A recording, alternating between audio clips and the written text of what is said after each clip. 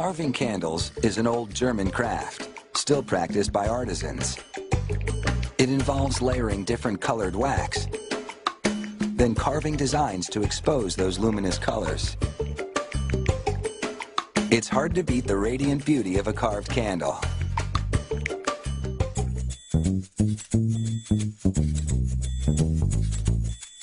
Carved candles are known for their swirls and curls, a look so elaborate that lighting one is an occasion in itself. The process starts with vats of hot wax in various colors. The candle maker stirs them to circulate the specially formulated dyes. She dips a star-shaped wax core into clear wax and then yellow. The clear wax dilutes whatever color wax follows it. The layers are hardened in cool water. She repeats this process between 30 and 35 times, building up different colored layers on the candle core. As the dipping continues, the candle becomes warmer and softer, which will allow it to be carved. The quick water dips only cool the outer layers. Partway into the dipping, the candle maker deepens the candle's grooves. As she resumes dipping, she has to keep a close watch on the candle's temperature. If it absorbs too much heat, it'll be too soft to carve. But if it's too cool, the wax can splinter. Achieving the right consistency is crucial. It's almost time to get carving. But first, the candle maker squeezes the drippings together and slices them off.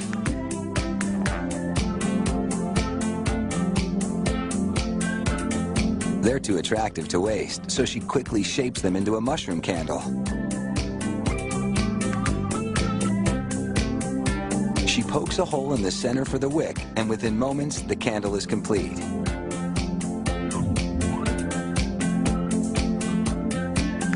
With the big candle at the perfect temperature, the clock is ticking.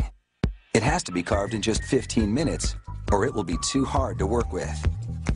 The candle maker slivers the bottom and curls the pieces back. She dunks the row of curls into water to harden them a bit so they don't sag.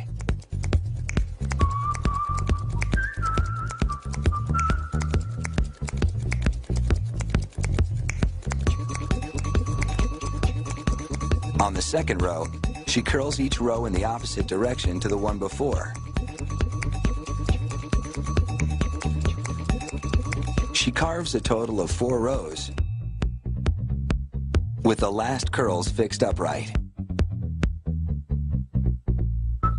Using a square-edged gouging tool, she cuts a windmill design into the upper section of the candle.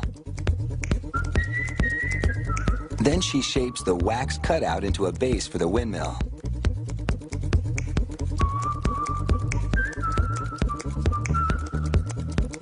Tulips and other designs decorate the top of the candle.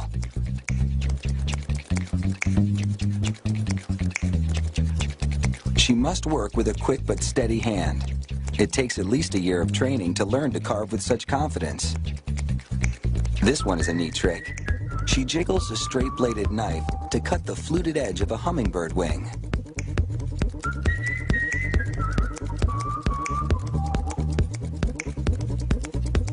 One last character, and this carving job is complete.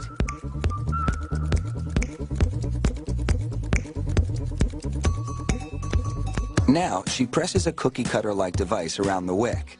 This forms a well that will allow the wax to burn down the center instead of dripping down the sides, which would ruin the carving.